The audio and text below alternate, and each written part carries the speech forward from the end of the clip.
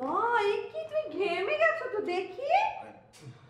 এসিটা একটু বাড়িয়ে নিতে পারো না? আশ্চর্য, আমি মোটেও ঘামিনি, কিন্তু তুমি এই সময় কেন অফিসে কেন সেটা আগে বলো।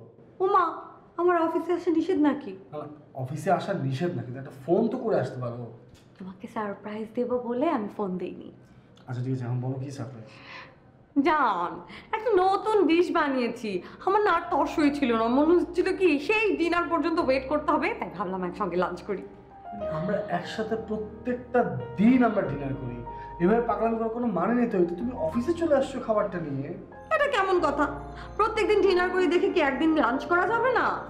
একটু পর আমার ক্লায়েন্ট আসবে, তার সাথে আমার মিটিং। তো আসুক, আসতে দাও তোমার ক্লায়েন্টদেরকে। আমি তো তোমার বউ, গার্লফ্রেন্ড তো আর না যে পরিচয় করিয়ে দিতে তোমার সমস্যা হবে। আচ্ছা ঠিক আছে, বসো দিচ্ছি। আর দুটো প্লেট দিতে বলো তো। কি প্লেট খাবো না? শোনো, ওই গেস্ট আসলে একটু তাহলে হ্যাঁ কথা লাগবে।